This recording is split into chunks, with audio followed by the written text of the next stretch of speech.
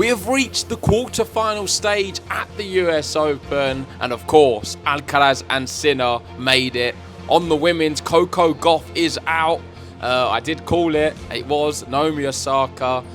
And we're going to be speaking about all of that and giving our quarter-final predictions.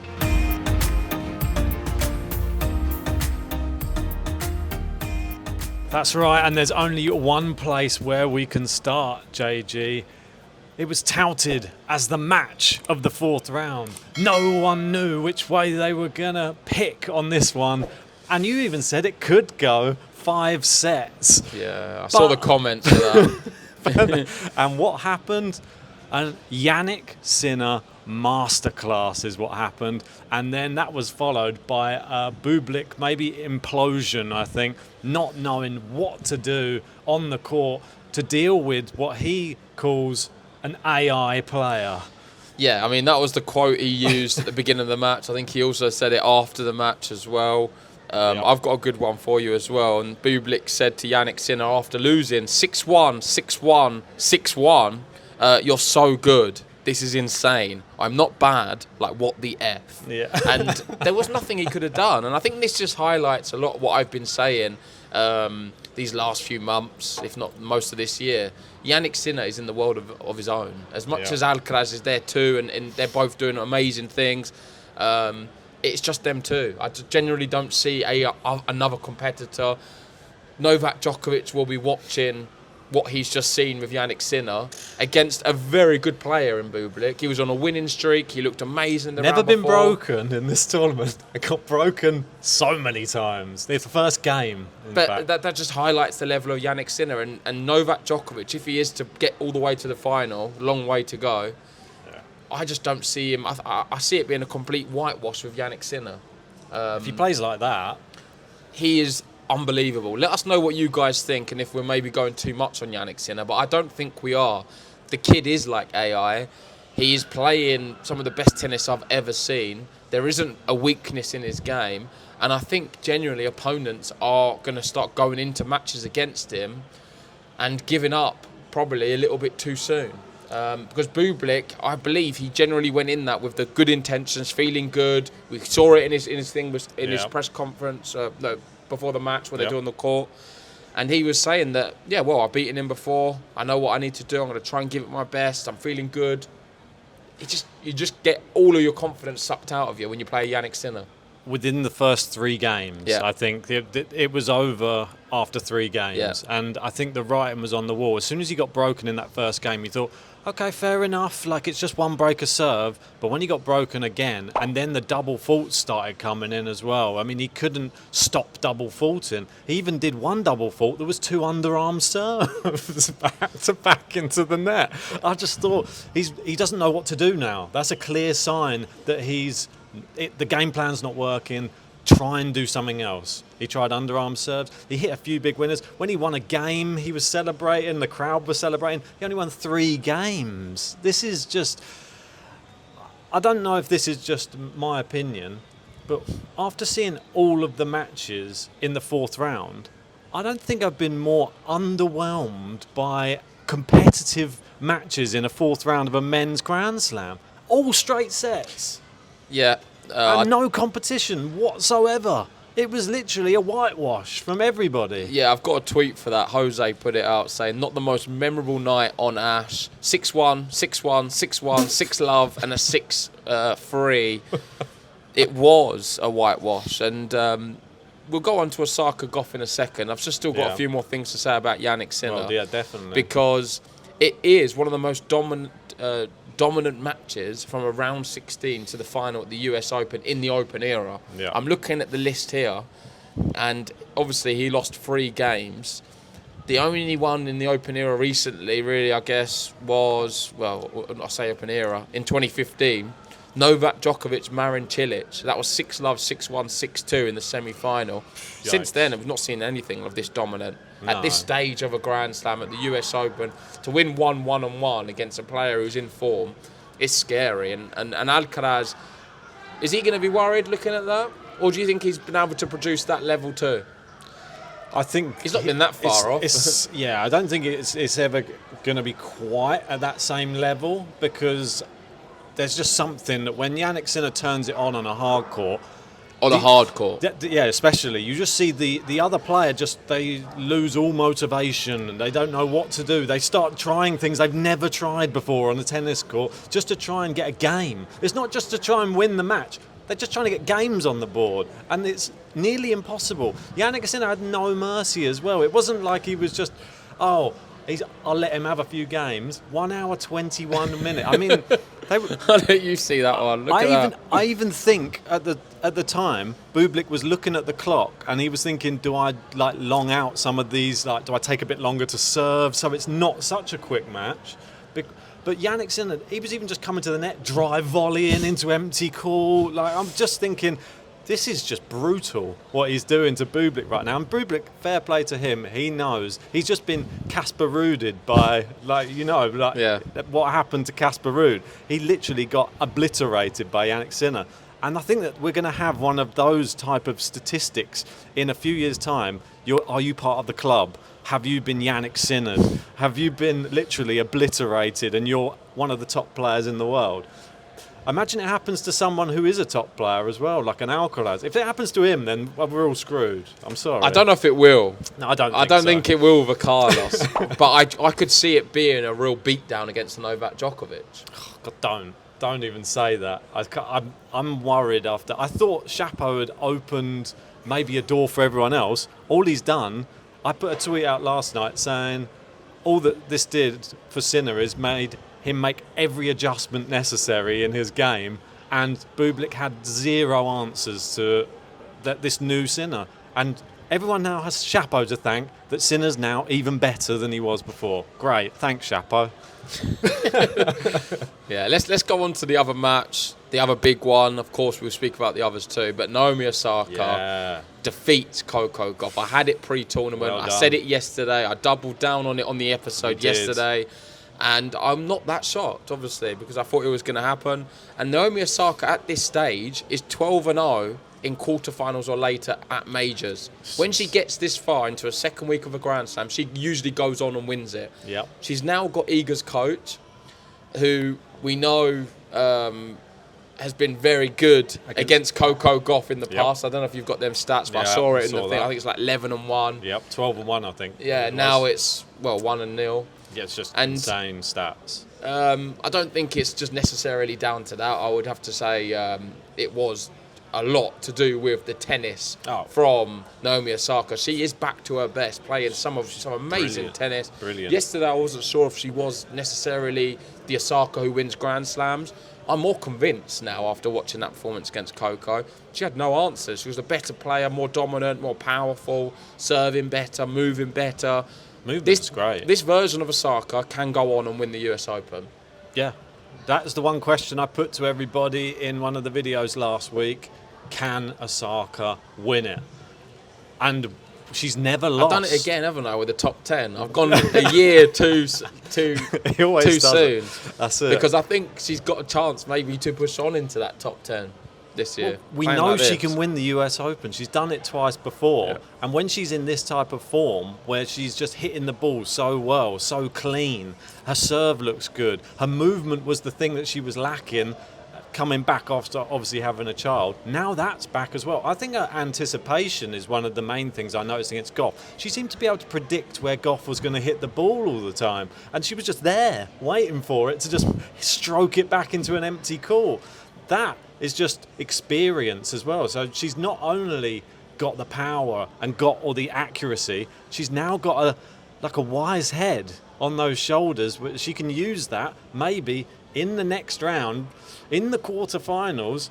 Well, it's not going to be easy, but she's up against Mukova. But it's definitely another winnable match. If you had to pick one of those players, I would say Mukova would probably be the one you'd want. Well, Mukova's a strange one because it's a bit like Vondrausova. Just they can turn up and they're serious players, these Czech girls. Yep. I wanted to speak about the Labubus because it was the fourth Labubu of the tournament. I think she's giving it another name, another tennis name. Althea Glitterson, this one is. Yeah. And Yeah, it seems to be working. But I like everything what she brings to the sport. The Labubas, the personality, the crowd got behind her within reason, playing against an American in Coco Gauff. Yep. And she just seems to be having fun and enjoying herself. She's had a really tough period with everything going on in her personal life and her tennis, not injuries and other problems. But if we can get a good few years of Osaka back at the top again, competing, I think it's what we need on the women's tour because we're missing that kind of character. I think Andreeva is someone who I really like, and her character's very warm, a lot of charisma. Lacking power at the minute, though. Yeah, Osaka has that in abundance. Yeah, you can never question her power and ability. No, you can't. I thought it was good from Coco Gauff, despite being defeated. She did still come out and say, I'm still 21 years old. I see many girls achieve great success at 25 or 26. Yeah, that's true. After losing today, I got emotional thinking about where my level could be in a few years. If I keep working like this, the future excites me. So that's a good way to look at it. Because she's still so young. Think how much pressure there is on somebody of her age. Like, just because she's been around since she was 15 doesn't mean she should be winning every Grand Slam. Yeah. But she's still growing. And I think she'll win another US Open for sure. She's got loads of time left. But yeah, don't get on her back. We'll see her back fresh. She's still the reigning defending French Open champion. Don't forget that's a good year for her. Yeah, she is going to have some good successes. No doubt about it. She's already had a great career at such a young age. Moving on to another match. Go on. I want to go to Felix next. Okay. The reason being, it was the battle of two players who struggled towards the back end of Grand Slams. Yes. And I think it's safe to say Rublev probably suffers more than Felix. Would you agree? We've seen Felix get to a semi-final in the past. This was Felix's first major quarter-final since 2022. Wow. And he won in straight sets, defeating Andrei Rublev. I didn't catch all of the match because I was busy, I was out at the time. But from what I've seen in the highlights, it was another really good performance from Felix. We saw it in the round before when he defeated Zverev. This is him back to his best of what we've seen. And he is making a push, I believe, for the top 10 coming into the year playing like this. Yep. Indoor hard courts, I think he's fantastic. And that's coming up, probably one of the best in the world. Yep. Can he rival a Jannik Sinner? I don't think so because the guy's like AI and a robot. But despite that, he will still get a lot of points and beat a lot of other players. What's his chances like at the US Open now? Because this was a really good victory. Well, it's really opened up for him. And as much as I was saying about Osaka having probably the pick, I think if she had to pick one of those players to play out of all of the other players, she'd probably have to pick Mukhova. She struggled through a few rounds. But if you look at Felix, probably Alex de Minaur, not the most powerful. I say the least powerful player out of all the players left in. Yeah. So if he brings his real power, he can beat Alex de Minaur. Alex de Minaur, we know that's his only weakness, really. It's just lacking power. Everything else. If Felix doesn't play his best tennis, though, Alex de Minaur will win. Yeah. That's guaranteed. Yeah, agreed. That's the problem with Alex de Minaur, is just like, he will beat anybody if they don't play that great. Well, not everyone. Well, yeah, maybe not Jannik Sinner. I think if Sinner played bad or Djokovic played bad, he'd probably... I think there's a short list, but I mean like everybody else. I think they're in their own sort of league, aren't they, those ones? But it's still going to be an entertaining match, and I'm interested to see how he gets on against somebody who is so consistent, because Rublev isn't that consistent. We know that. He can go off the boil in matches. Well, towards the end of a Grand Slam, for sure. De Minaur does not go off the boil, but De Minaur's never been to a semi-final before, so there's a lot of pressure on him now. Felix has been to a semi-final, slightly less pressure on him, and maybe less expectation, really.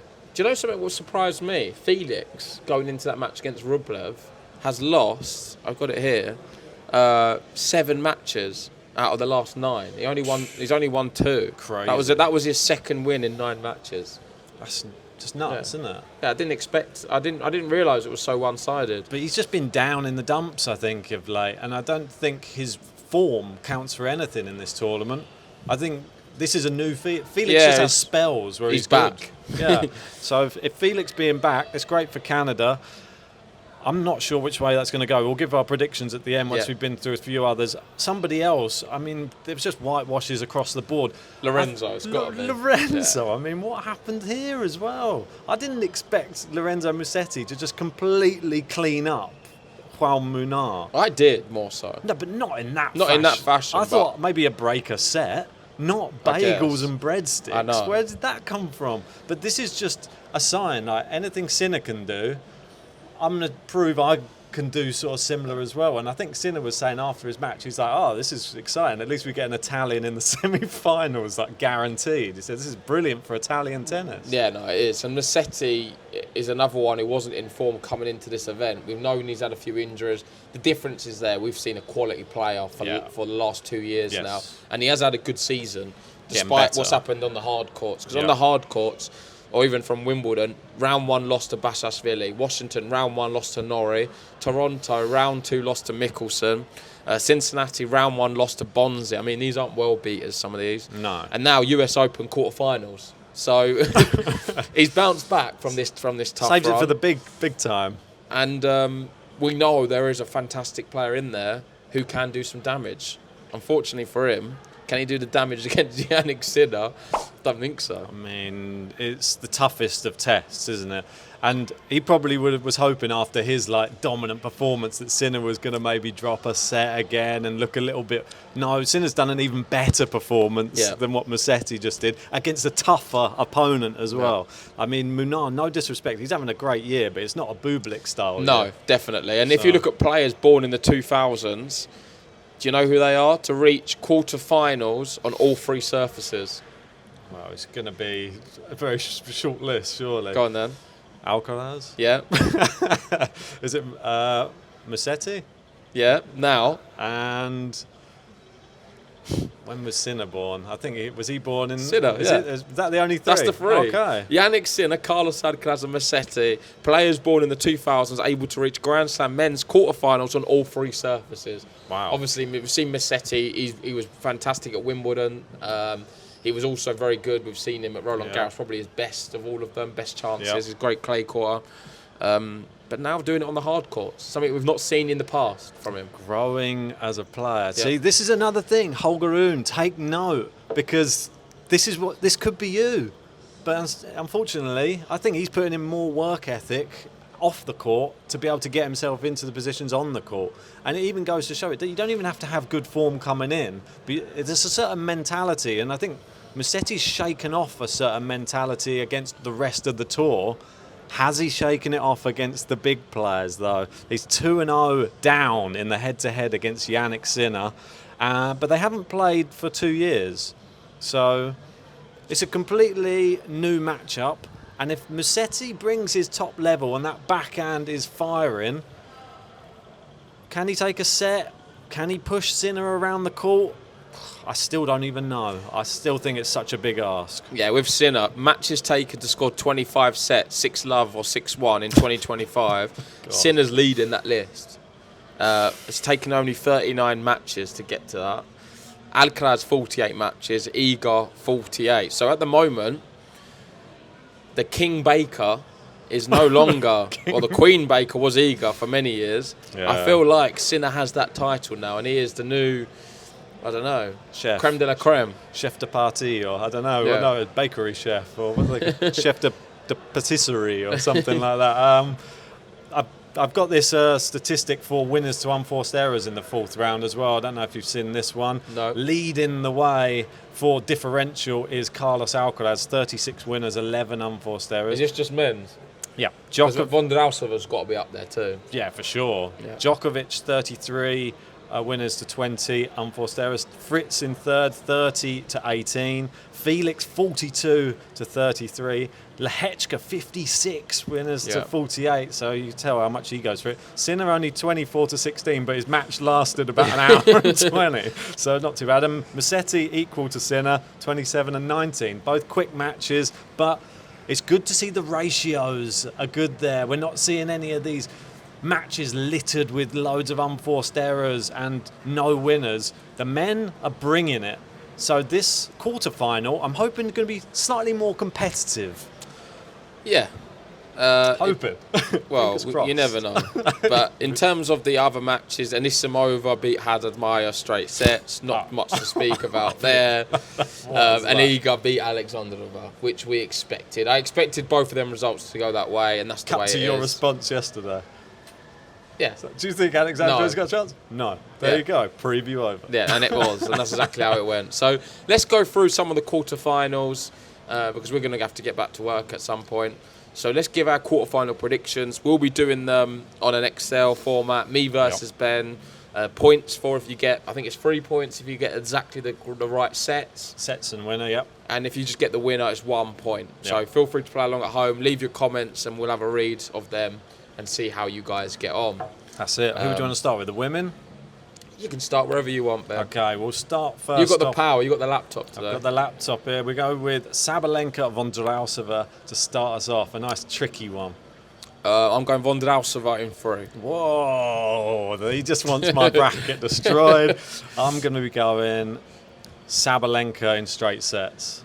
Vondrausova will take one, so you I don't know, messed that up. Nah, you never know. You never know. You won't get 3 points. Next up, right, we'll stay to that side of the draw. Who will meet them in the semis, Pegula or Krejcikova? Pegula straight sets. I'm going to go for the Krejcikova to keep the train running. And I think Krejcikova in 3, coming back from a breakdown in the second as well. There you go, you've heard it here. You can go first on these next 2.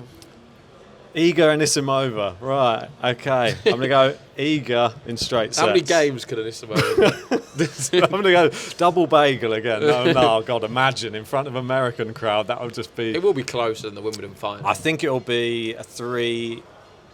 No, actually, I think it will be 2 close sets, just a break a set for Iga. Yeah, I'm going Iga straights. And then Osaka Mukova. I'm going to go Osaka. I think this one will be in straight sets. Yep, me too. Osaka in straight. So that is our women's predictions. We agreed on the last 2, but not the first 2.